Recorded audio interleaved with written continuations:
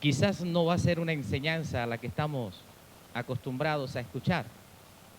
Y quiero desde ya prevenirle o advertirle que por la fluidez de ciertos datos que me toca sustentar, entonces tenga su lápiz ahí en la mano y versículos claves que toca resaltar para sustentarle la analogía que voy a usar en la enseñanza, para que usted se dé cuenta cómo está todo ahí sustentado en la palabra. Entonces vamos a usar mucha cita bíblica que necesitamos nuevamente corroborar que ahí está la idea.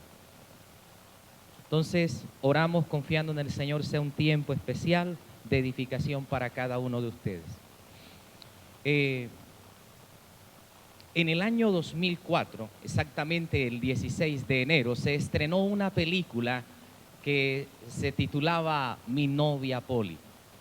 Los actores Ben Stiller y la actriz Jennifer Aniston. Y esta película, que fue todo un éxito debido a que tuvo una inversión muy poquita, alcanzó una gran ganancia debido a la trama, a la temática que desarrolló Mi novia Polly. Y es que la trama consistió en un hombre que encuentra consuelo en los brazos de otra mujer cuando su esposa se va con otro hombre en plena luna de miel. Infidelidad en luna de miel. Uno no espera infidelidades en luna de miel. Y es precisamente la propuesta que le quiero hacer en esta mañana, de darle esa mirada a Éxodo 32. Infidelidad en luna de miel. Éxodo 32 nos presenta lo que los biblistas han colocado allí como el becerro de oro. Pero nos damos cuenta que todo esto ocurre. Éxodo 32, verso 7, nos dice: el Señor le dijo a Moisés: desciende pronto, porque tu pueblo que sacaste de la tierra de Egipto se ha corrompido. Entonces, ¿dónde estaba Moisés cuando esto pasó? Estaba en el monte. ¿Qué hacía Moisés en el monte? Entonces, permítame y le presento la estructura. Si hay una infidelidad en plena luna de miel, tuvo que haberse dado entonces un matrimonio. Y quiero presentarle entonces cuándo y dónde ocurrió ese matrimonio. Y eso ocurre precisamente aquí, en Éxodo capítulo 19. Ahí está el matrimonio. Y le invito a mirar cuál fue el lugar que Dios escogió para casarse con Israel. Escogió el desierto de Sinaí. Y ese Éxodo 19 coincide con Números 1:1, que dice que todo esto ocurrió en el monte Sinaí. Lo asombroso del monte Sinaí es que es un monte imponente, es un monte tenebroso. El solo hecho de llegar y pararse frente al monte Sinaí ya es un lugar, es una región tenebrosa que infunde temor. Ese fue el lugar que Dios escogió para manifestarse. ¿Y cómo fue la ceremonia matrimonial, pastor? ¿Quién cantó? ¿Cómo fue la decoración? ¿Qué hubo? Mire el verso 16. Aconteció que al tercer día, cuando llegó la mañana, hubo truenos. Hágase la idea, métase ahí en el texto bíblico. Imagínese esos truenos, relámpagos, una densa nube sobre el monte y un sonido tan fuerte de trompeta que hizo temblar a todo el pueblo que estaba en el campamento. Entonces Moisés sacó al pueblo del campamento para ir al encuentro de Dios. Y ellos se quedaron al pie del monte, no subieron. Y todo el monte Sinaí humeaba, porque el Señor había descendido sobre él en fuego. El humo subía como el humo de un horno, y todo el monte se estremecía con violencia. El sonido de la trompeta aumentaba más y más. Moisés hablaba y Dios le respondía con el trueno. El Señor descendió en la cumbre del monte Sinaí. Entonces el Señor llamó a Moisés a la cumbre del monte y Moisés subió. Allí está ocurriendo el matrimonio. Ahora vienen los votos del matrimonio. El Moisés funge como ministro de matrimonio, es el que oficia la ceremonia. Habéis venido ante mí, Israel y Dios, como ministro para ser solemnemente unidos en matrimonio. Y le dice a Israel: Israel, prometes amar al Señor tu Dios y conservarte exclusivamente para Él mientras los dos vivieren. Y prometes amar a tu esposo y serle fiel, todo como suele. Pero pastor, ¿cuáles son los votos? Capítulo 20, versículo 2. Yo soy el Señor tu Dios, que te ha sacado de la tierra de Egipto, de casa de servidumbre. Mira de dónde te saqué. Por lo tanto, verso 3, no tendrás otros dioses delante de mí. No te harás imagen de ningún ídolo, ni semejanza alguna de lo que está arriba en el cielo, ni abajo en la tierra, ni en las aguas debajo de la tierra. No me quiero centrar en los demás mandamientos, porque este verso 3 y verso 4 son los que tienen que ver con el becerro de oro. Aquí están los votos. Y luego de haber recitado todos los votos con los que Dios quería que el pueblo se comprometiera con Dios, verso 18, todo el pueblo percibía los truenos, relámpagos, el sonido de la trompeta y el monte que humeaba. Cuando el pueblo vio aquello, temblaron y se mantuvieron a distancia. Entonces dijeron a Moisés: habla tú con nosotros y escucharemos, pero que no hable Dios con nosotros, no sea que muramos. Y aquí Dios, con toda esta ayuda audiovisual, quería enseñarle dos cosas a Israel. La primera, que Dios era un Dios de una santidad inaccesible. Con toda esta manifestación en el monte Sinaí de truenos, relámpagos, humo, temblor, lo que Dios quería era que el pueblo tuviera temor. Que el pueblo reconociera que ante Dios no se podía llegar de cualquier manera, que Dios era santo. Y en segundo lugar, que con Dios no se podía jugar. Y creo entonces que de acuerdo al verso 19, el pueblo lo entendió. Captó la impresión de lo que Dios quiso transmitirle. Verso 20, Moisés respondió al pueblo: no teman, porque Dios ha venido precisamente para ponerlos a prueba y para que su temor permanezca en ustedes y para que no pequen. El pueblo se mantuvo a distancia mientras Moisés se acercaba a la densa nube donde estaba Dios. Entonces el Señor dijo a Moisés: recuérdales otra vez a los israelitas un mandamiento en especial, un voto en especial. Ustedes han visto lo que he hablado desde el cielo. Por favor, verso 3.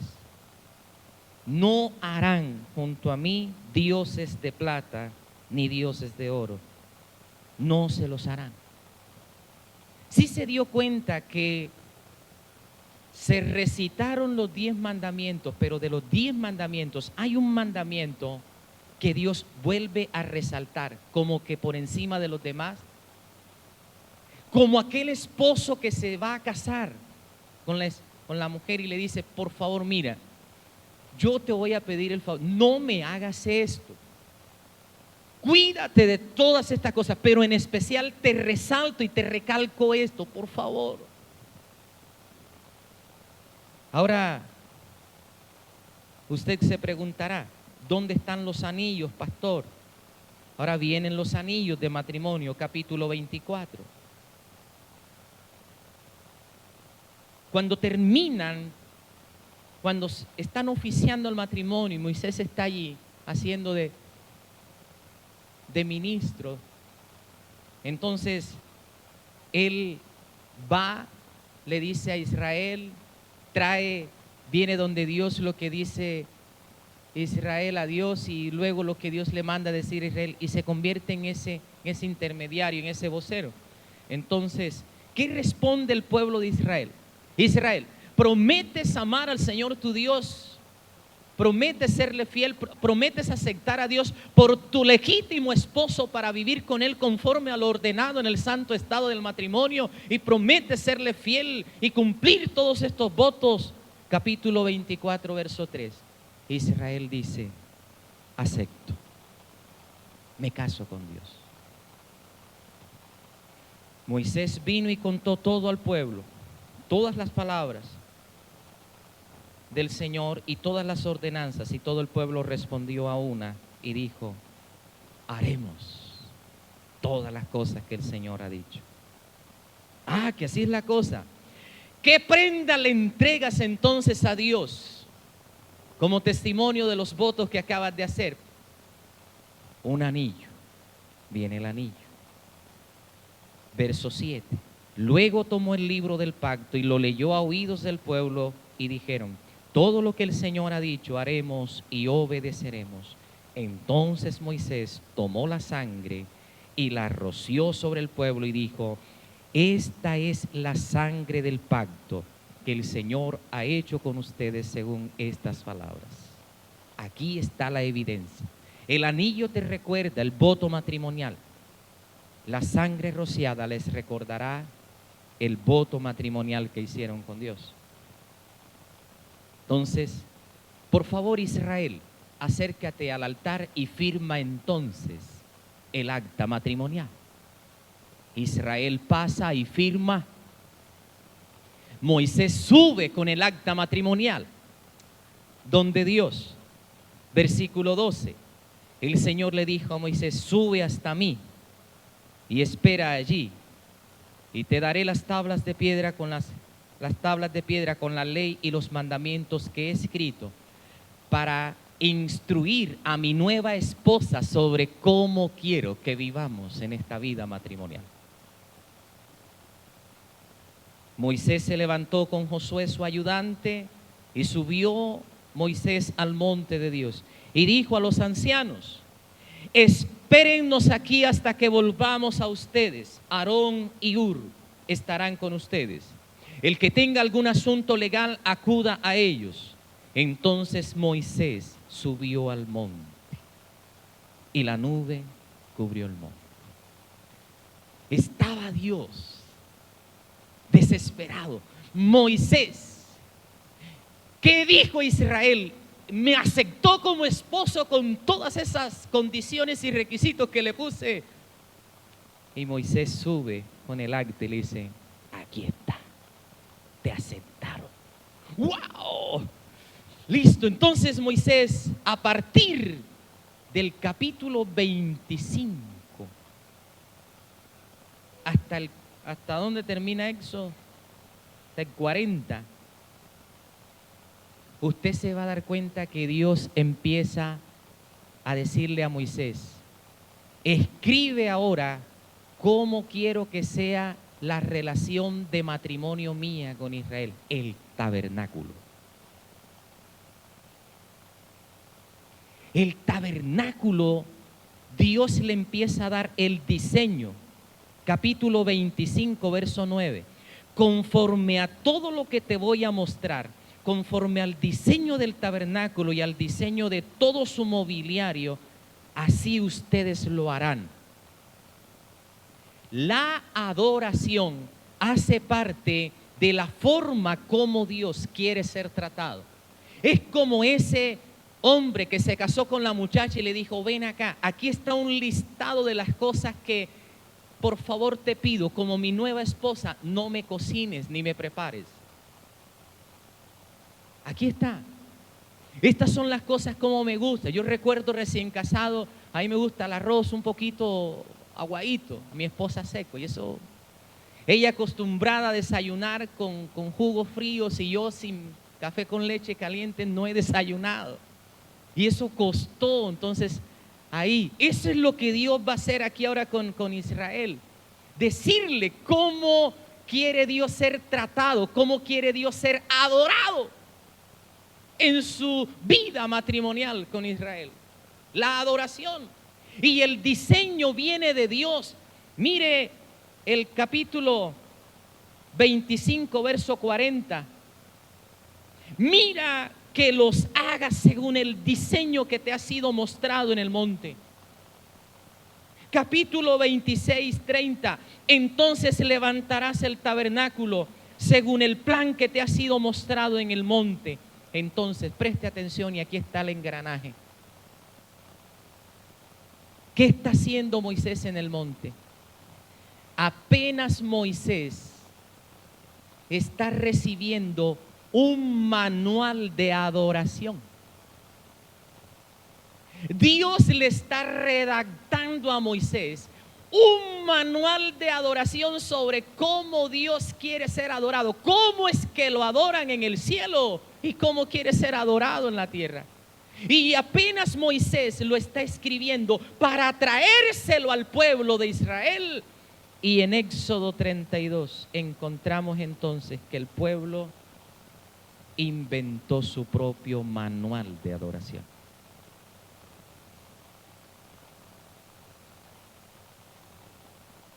Cuando el pueblo vio que Moisés tardaba en bajar del monte, la gente se congregó. Ese verbo congregar es el mismo que aparece en Números 16, la rebelión de Coré. La gente no llegó, ay Aarón, mira, no, la gente llegó alterada. Y le dijeron, levántate, haznos un Dios que vaya delante de nosotros, porque en cuanto a este Moisés, el hombre que nos sacó de la tierra de Egipto, no sabemos qué le haya acontecido. Y Aarón les respondió, bueno, quiten los pendientes de oro de las orejas de sus mujeres, hijos, hijas y tráiganme. Todo el pueblo se los quitó.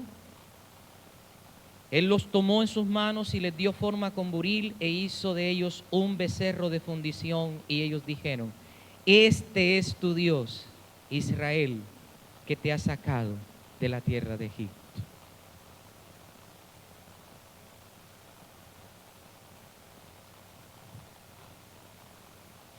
Lo primero que aplicamos aquí es que Éxodo 32 no inicia con el verso 1, sino con el 31, 18. Léalo el verso 18 para que usted se quite un concepto que a veces nos previene para interpretar el texto, y es,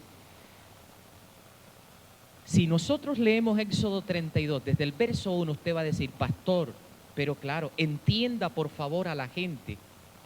Es más que lógico que si ellos no sabían qué le había pasado a Moisés, buscaran una solución.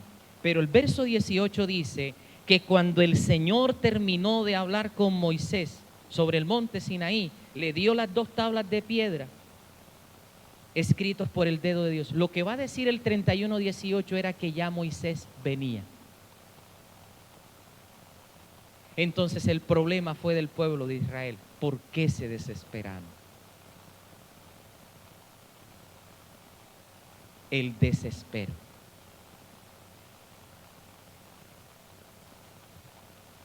En medio del desespero no se toman buenas decisiones.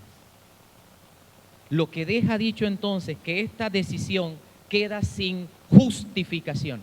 Tenían que esperar. Moisés dijo, voy a subir al monte y regreso. Espérenme, tenían que esperar. Ya él venía. En segundo lugar, aquí encontramos entonces algo que nos va a dar mucha tela que cortar, pero ahí queda para que usted lo siga trabajando, y es el contraste de 2 clases de adoración. En la iglesia se pueden dar 2 tipos de adoración. La primera, la adoración inspirada por Dios. La adoración que nace en el corazón de Dios, la adoración que estipula a Dios con sus requisitos, escrita por el dedo de Dios y teniendo como modelo el cielo, o la adoración de origen humana, invención humana. Y la iglesia tiene que revisar qué clase de adoración muchas veces le estamos dando a Dios. Si es una adoración bíblica, tal como el Señor la manda, la exige, la pide, o es una adoración de origen humano, inventada por nosotros. Entonces, verso 7, 32:7. Entonces el Señor habló a Moisés y le dijo: desciende pronto,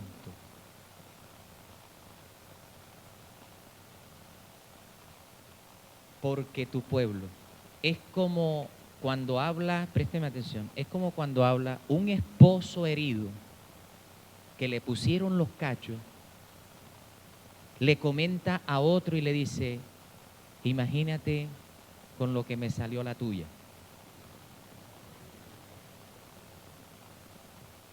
Mire la expresión. Dios le dice a Moisés: tu pueblo. No dice mi pueblo. Esa es una expresión de dolor de Dios. Oh Moisés, ahora la tuya ya me puso los cachos. Date prisa. Versículo 8. Bien pronto. ¿Por qué la prontitud? Porque apenas estamos celebrando la luna de miel. Si usted hace un análisis cronológico, creo que han pasado de 2 a 3 semanas. Y ¡pum!, la infidelidad. Por eso la prontitud. Y ese puntico lo voy a ampliar con otro texto de Deuteronomio 9 para darle una idea. Cómo Deuteronomio, que es repetición de la ley, cómo hace Moisés o Dios para recordar ese evento, con qué intención se lo recuerda a Israel. O más bien, vamos a hacerlo enseguida. Mire conmigo Deuteronomio 9.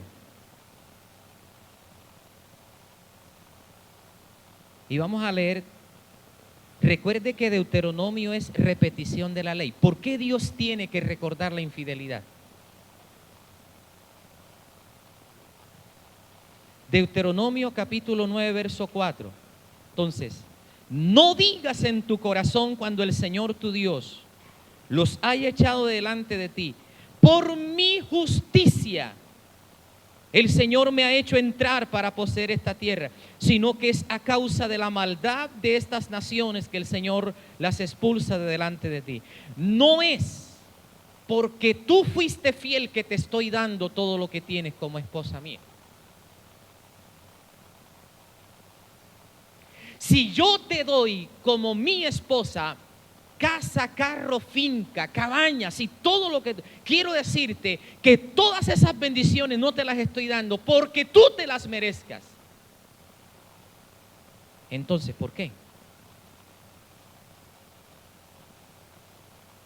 Versículo 5. No es porque te portaste bien ni porque fuiste fiel que yo te voy a bendecir, sino por la maldad de estas naciones que el Señor tu Dios las expulsa, para confirmar el pacto que el Señor juró a tus padres, Abraham, Isaac y Jacob. Présteme atención, que esto a mí me conmueve. Porque cuando Moisés, desde el versículo 11 de Éxodo 32, hace de mediador, una de las cosas que le dice a Dios es: Dios, ven acá, cálmate, deja la rabia, no pienses así. Acuérdate de tu suegro. Acuérdate de Abraham, Isaac y Jacob. Abraham, Isaac y Jacob es ese padre que le está entregando la novia a Dios y le está diciendo, como todo buen padre: ve acá, yo te voy a entregar a la hija mía, ¿oíste? Pero eso sí, como todo buen padre pide, por favor, trátamela bien. Lo único que te voy a agradecer es que si ustedes no se entienden, bueno, no me la maltrates. Ámala, que yo me he esforzado criándola y educándola para hoy entregártela para que sea tu esposa. Y dice el novio, en este caso Dios, vea, señor Roberto, le prometo y le doy mi palabra a usted y me comprometo con usted que yo a su hija la voy a tratar como una reina y le voy a dar todo lo que se merece. Dice don Roberto, bueno, esa es la idea, qué bueno. Pero la muchacha fue infiel. Y ahora Dios dice en Deuteronomio 9, yo te estoy dando todo esto no porque te lo merezcas, sino porque yo soy un hombre de palabra y yo le prometí a tu papá que te iba a honrar y te iba a tratar bien. Yo le prometí a Abraham, Isaac y Jacob que les daría la tierra y soy un hombre de palabra. Aquí se cae la teología del mérito. Ninguno de nosotros tiene mérito para recibir porque hemos sido infieles. Y todo lo que Dios ha hecho, todo lo que Dios nos da, ha sido por su fidelidad. ¿Cuántos aplaudimos la fidelidad del Señor?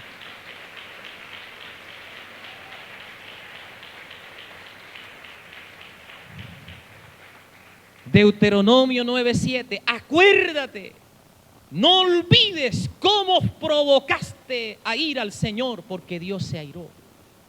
En Éxodo 32. En el desierto, desde el día que saliste de la tierra de Egipto hasta que llegaron a este lugar, han sido rebeldes. Hasta en Horeb provocaron a ir al Señor y el Señor se enojó tanto contra ustedes que estuvo a punto de destruirlo. Miren, cuando yo subí al monte para recibir las tablas de piedra, las tablas del pacto que el Señor había hecho con ustedes el día del matrimonio, me quedé en el monte 40 días y 40 noches. Ese día no comí ni bebí agua.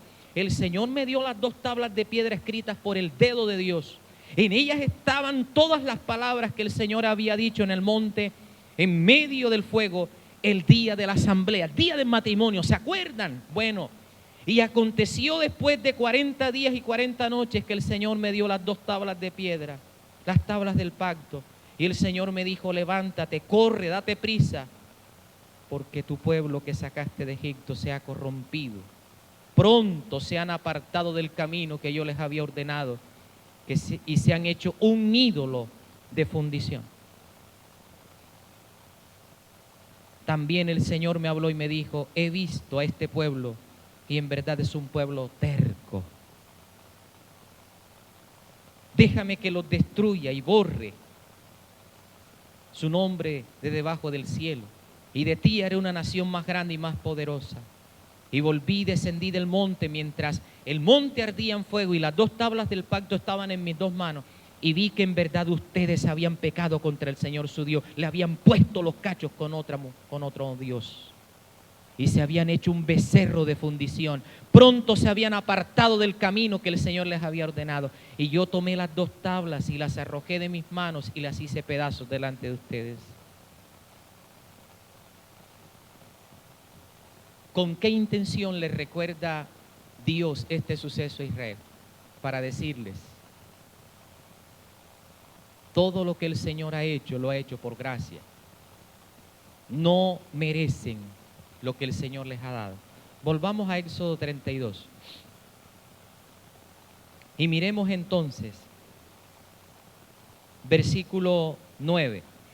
El Señor dijo además a Moisés, he visto a este pueblo y ciertamente es un pueblo terco. Ahí nace por primera vez un calificativo que va a definir a Israel, un pueblo de dura cerviz, un pueblo terco, a partir de allí. Preste atención y vaya notando las cosas que van provocando el becerro de oro. Verso 10, ahora pues déjame para que se encienda mi ira contra ellos y los consuma, pero de ti yo haré una nación grande. Entonces Moisés suplicó ante el Señor su Dios y dijo, tres cosas hace Moisés en la súplica. Primero, oh Señor, cálmate. Lo primero que tiene que hacer es calmarte, deja la rabia, que uno con rabia no toma buenas decisiones. Así que cálmate. Acuérdate con el gran poder y con la mano fuerte con la que tú sacaste a Israel. ¿Qué significa eso? Y entonces, ¿para qué tanta bulla?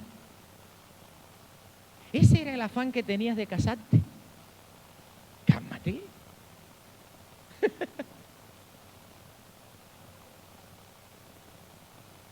¿Para qué tanto esfuerzo en el matrimonio y tantas? No, primero cálmate. Primero acuérdate de todos los gastos que has hecho. Segundo, verso 12.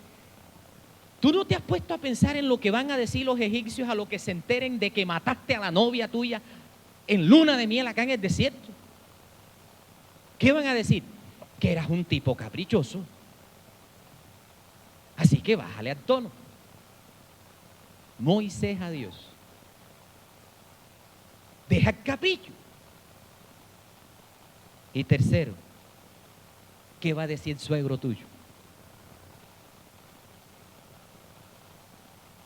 ¿Qué va a pensar Abraham, Isaac y Jacob? Acuérdate de ellos, que tú les diste tu palabra de que la ibas a tratar bien. Y dice Dios, verdad es. Verso 14. El Señor desistió de hacer el daño que había dicho que haría a su pueblo. Verso 15.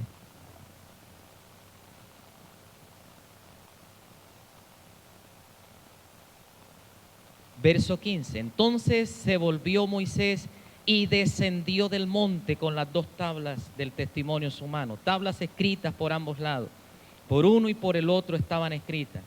Las tablas eran obra de Dios y la escritura era escritura de Dios grabada sobre las tablas. Al oír Josué el ruido del pueblo que gritaba, dijo a Moisés, hay gritos de guerra en el campamento. Y Moisés dijo, no es grito de violencia, ni lamento de derrota, sino que oigo voces de canto. 19. Tan pronto como Moisés se acercó al campamento, vio el becerro y las danzas. Ahora se enciende la ira de Moisés. Y toma las dos tablas de piedra y las parte. Mire lo que eso significa. Israel,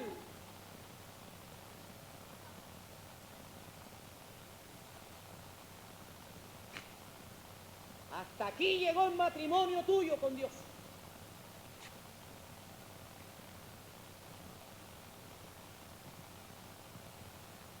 Se quebrantó el pacto. La clara señal de que la relación con Dios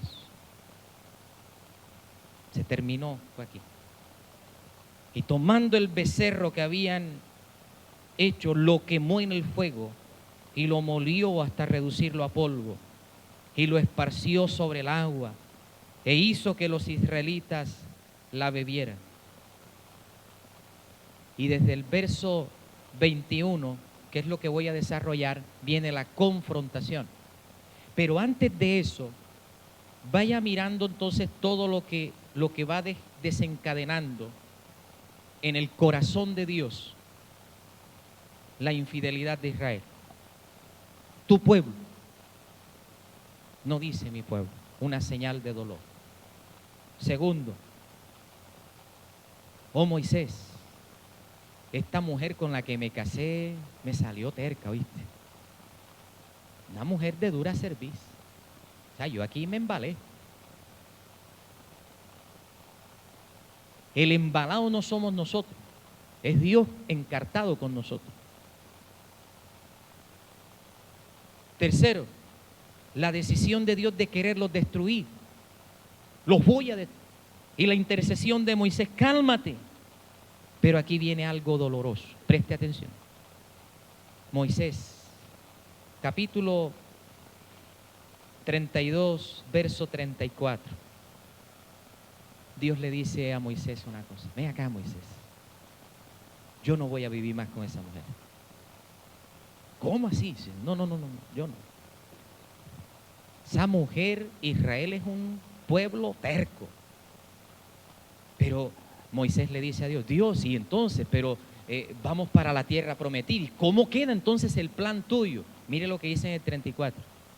No. Un representante mío irá con usted. Pero yo no voy a vivir más con él. O sea, yo me voy a encargar de que ella esté bien, de que no le falte nada a mi esposa. Va a tener casa, carro, finca, el suegro no va a tener por qué reclamarme, pero lo único que yo voy a hacer es, yo no voy a vivir con ella. Me puso los cachos, me fue infiel. Mi ángel estará con usted. Eso es fuerte. Y Moisés dice, no mentí. Si tú no vas a vivir con nosotros, si tú no vas a ser nuestro esposo, yo de aquí no salgo.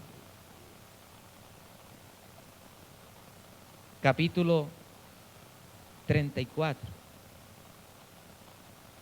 La intercesión de Moisés, insistiéndole a Dios, Dios, por favor, perdona a la esposa. Perdónala. Ven con nosotros. No la dejes. Verso 1, entonces el Señor le dijo a Moisés, bueno, hagamos algo. Lábrate 2 tablas de piedra como las anteriores y yo voy a escribir sobre ellas las palabras que estaban en las primeras tablas que quebraste. Bueno, prepárate por la mañana y sube tempranito al monte Sinaí y ahí preséntate ante mí en la cumbre del monte. Que no suba nadie contigo. Moisés, verso 4, labró las 2 tablas de piedra. Verso 6.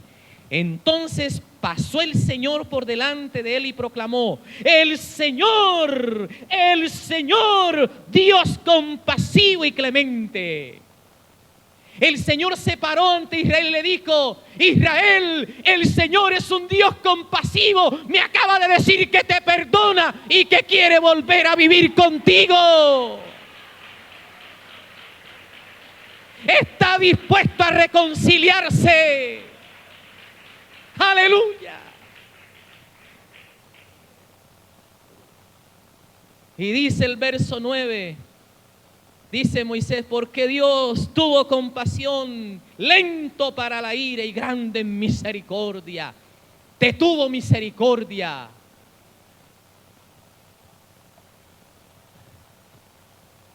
Y no se nos debe olvidar que Dios muchas veces actúa así gracias al mediador. Hoy el mediador entre nosotros y Dios no es Moisés, es Cristo.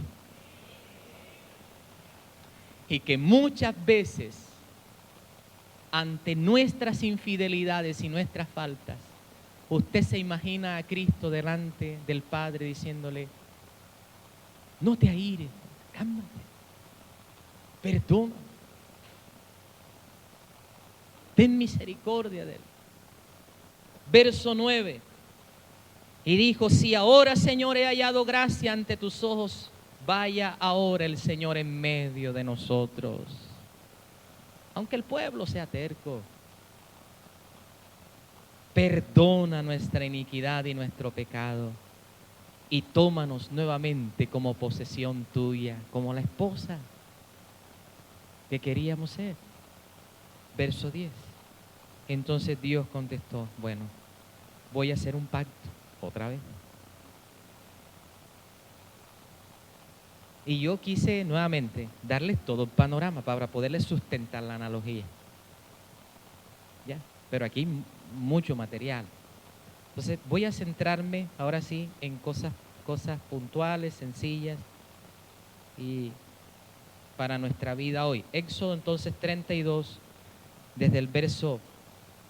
¿Qué tenía entonces de malo este culto que ellos acababan de hacer aquí? Este culto del becerro de oro, ¿qué tiene? ¿Qué encontramos aquí? En primer lugar, en el versículo 5, cosas puntuales, cosas concretas, encontramos un sincretismo. ¿Qué es un sincretismo? Es una mezcla. Cuando Aarón vio esto, escuche bien, edificó un altar delante del becerro y Aarón hizo una proclama: mañana será fiesta al Señor. Ellos están proclamando culto al Dios verdadero, pero con un sistema de adoración pagano. Eso es sincretismo. Es esa mezcla entre lo santo, lo bíblico, lo de Dios con lo que no es de Dios. ¿Y qué es lo que no es de Dios? Podemos meter cosas del mundo. Podemos meter misticismo. Podemos meterle nueva era. Y a veces, como decíamos el viernes en la mañana, revisando cositas del ministro de culto, de quien dirige, a veces decimos cosas. Hermano, usted que está ahí, cierre sus ojos y olvídese del que está a su lado. Y concéntrese en Dios. Un momentico. Juan va a decir otra cosa. ¿Cómo vas a conectarte con Dios si no estás conectado con el que está a tu lado, a quien ves? Dígame. Porque somos un cuerpo. Y la adoración con Dios correctamente implica que nos conectemos correctamente entre nosotros. ¿Qué dicen ustedes? Entonces, ahí les queda ese trabajo, ministerio de alabanza, revisar qué mezclas o qué sincretismo muchas veces traemos nosotros. Hay un ejemplo clásico en el Antiguo Testamento y es cuando los filisteos tratan de regresar el arca que se habían llevado en el capítulo 4 de Samuel. Y dice que construyen una carreta y la regresan a Israel. Israel, cuando ve llegar el arca de Dios en una carreta, y dice: oye, pero buena idea. Pero Dios había mandado en Números 3, en el diseño bíblico, que el arca debía ser cargado sobre hombros. Pero a ellos les gustó la idea. Y dice entonces que el arca iba transportada en carreta y se quiso caer, y Usa metió la mano y quedó electrocutado. Murió. Y usted dice: pero caramba, Dios es drástico, Dios es salvaje, pero Usa no iba a hacer nada malo, él iba solamente a aguantar. Sí, es para darnos a entender que la palabra de Dios está por encima de todo, aún de la vida nuestra. Sincretismo. Segundo, versículo 6. Al día siguiente se levantaron temprano y ofrecieron holocaustos y trajeron ofrendas de paz. Y el pueblo se sentó a comer y a beber y se levantó a regocijarse. Ese regocijarse es el que aparece en Génesis 26:8. Ese regocijarse es relación sexual. Ese regocijarse es orgía sexual. Gozarse sexualmente. Al juzgar por la referencia bíblica de este pasaje, lo que se está dando aquí es toda una orgía sexual. Entonces usted va a decir: ¿y qué había de malo en un becerro de oro? No, mire todo lo que estaba pasando ahí. Sincretismo, orgía sexual. Verso 7. El mismo Señor es el que califica ese culto y dice a Moisés: desciende pronto porque el pueblo que sacaste de Egipto se ha corrompido. Hay corrupción. Y corrupción significa echarse a perder. No solo el pueblo, sino también el liderazgo. Porque ahora la corrupción empieza por el liderazgo. Moisés le dice a Aarón: Aarón, entonces no te puedo dejar a cargo de la iglesia siquiera un mes. Yo confiaba en que mientras yo estaba en un retiro espiritual con Dios, te dejé a cargo la iglesia por un mes y mira. Aarón representa ese prototipo de liderazgo que se deja seducir fácilmente, ese liderazgo complaciente que le dice sí a toda demanda y requerimiento de los miembros. Lo que tenía que hacer Aarón como sacerdote del Señor era decir: un momento, no Señor, aquí ningún becerro ni nada de eso. Aquí vamos a hacer lo que Dios manda. Pero recuerde que la gente llegó alterada y Aarón le dio miedo. Por eso Moisés la emprende contra Aarón y le dice: ¿qué te ha hecho este pueblo para que hayas traído sobre él tan gran pecado? Y Aarón le dice: hombre, no la prendas conmigo, no cojas rabia conmigo. O sea, tú conoces cómo es la gente. Tú sabes cómo es el pueblo. Tú sabes cómo es la iglesia. Tú la conoces mejor que yo. Porque me dijeron: haznos un Dios que vaya delante de nosotros. No sabemos a Moisés qué le haya pasado. 24, y yo les dije: bueno, que tenga oro que lo traiga. Me lo dieron, lo eché al fuego y salió. Yo no hice nada. Becerro salió solo. Aarón no reconoce, no admite su culpa. Aarón es ese liderazgo permisivo. Pero en el verso 8 también vamos a encontrar apostasía. Bien pronto, y dice la Reina Valera, se han apartado de mí. ¿Qué es apostasía? La apostasía, para que sea apostasía, implica que usted primero esté en la verdad y luego te apartes de la verdad. La apostasía no la comete el inconverso. La apostasía la comete el cristiano y es apartarse de la verdad. La verdad como verdad bíblica y la verdad como persona, la persona de Dios. Apartarnos o salirnos de los parámetros bíblicos o apartarnos, salirnos de perder nuestra relación con Dios. Entonces, aquí hay apostasía y esto constituye un retroceso en la vida cristiana. Son apóstatas. Verso 9. De aquí sale el calificativo de dura cerviz. La dura cerviz, preste atención. El becerro de oro, recuerde que ellos venían de Egipto y en medio de su desespero, lo primero que se les vino a la mente fue el sistema de adoración que ellos tenían en Egipto y lo implementaron entonces acá. Toda divinidad en Egipto era transmitida a través de imágenes, a través de un animal. Y había muchos dioses que eran simbolizados por imágenes de animales. Y la imagen del becerro corresponde al dios Apis, que era el dios de la fertilidad, un dios egipcio que era representado o simbolizado en Egipto como la cabeza de un buey, la cabeza de un toro. Ahora, yo encuentro aquí cierta ironía que me causó curiosidad, porque el calificativo que Dios le dice a Israel es: este es un pueblo de dura cerviz. La expresión dura cerviz trae a la mente la imagen de un hombre, de un jinete luchando con un buey, jalándolo, y el buey terco que no quiere. Parece ser que Dios le dice a Israel: vengan acá, ustedes me compararon a mí con un buey, con un becerro, y yo no soy el buey. Más se parecen a un buey ustedes.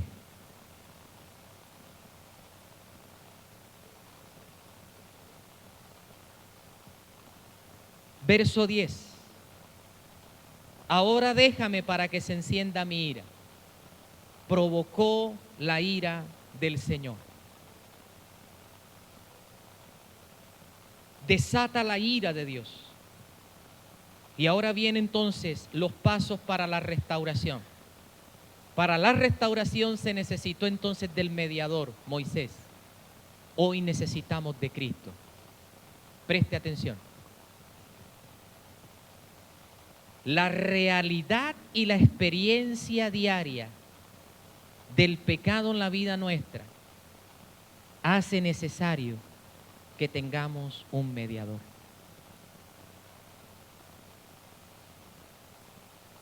Si nosotros no pecáramos, si nosotros no ofendiéramos a Dios, no necesitáramos mediador.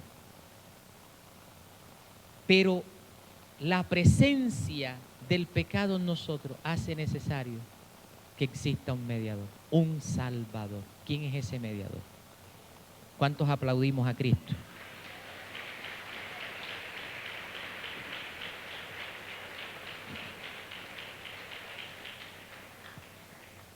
La letra que entonábamos al inicio del culto.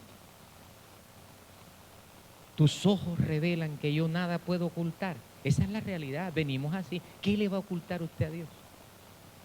Si Dios estaba en el monte y sabía lo que estaba pasando acá en el culto, y le dijo a Moisés, Moisés, ¿qué está pasando esto en el culto? Conoce nuestra vida. Y el coro nos invita a llegar al culto y a reconocer y a celebrar la fidelidad del Señor. Sé que es tu fidelidad que lleva mi vida más allá. No somos nosotros, amado hermano. Es la fidelidad del Señor. Pero para la restauración del pacto, además del mediador, también se necesitó, verso 26, una decisión. Separó Moisés a la puerta del campamento y dijo, el que esté por el Señor, venga a mí. Y se juntaron a él todos los hijos de Leví. Y él les dijo, así dice el Señor Dios de Israel, póngase cada uno la espada sobre su muslo y pase y repasen por el campamento de puerta en puerta y maten cada uno a su hermano y a su amigo y a su vecino. Y yo le preguntaba al Señor, ¿eso qué puede significar? ¿Qué puede representar eso? Y el Señor me hizo entender una separación dolorosa. ¿De qué, amado hermano, por agradar al Señor tienes que separarte? Aunque te duela.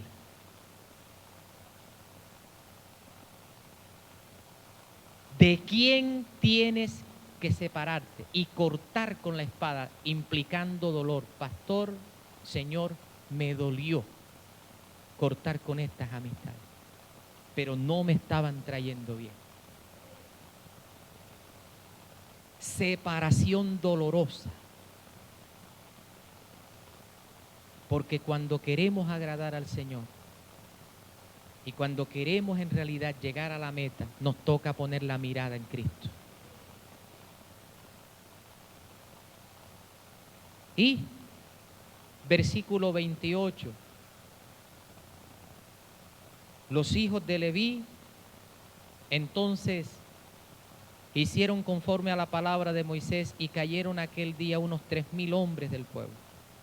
Entonces Moisés dijo, conságrense hoy al Señor.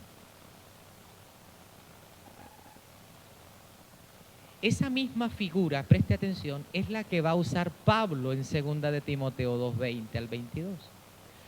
En la casa del Señor hay vasijas. Unas vasijas son usadas para arrojar la basura.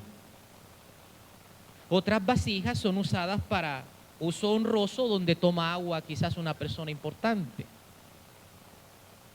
De la misma manera, en la casa del Señor hay vasijas.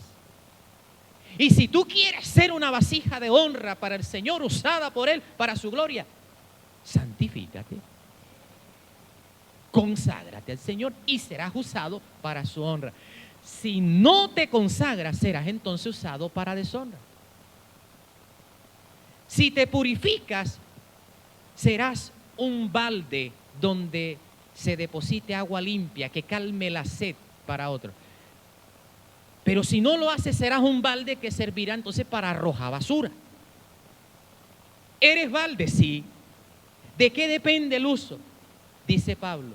Así que apártese cada uno de esto que no agrada al Señor. Huye de las pasiones juveniles. Y busca con aquellos que de corazón puro invocan al Señor. Y conságrate para Él. A eso nos invita el Señor. A consagrarnos.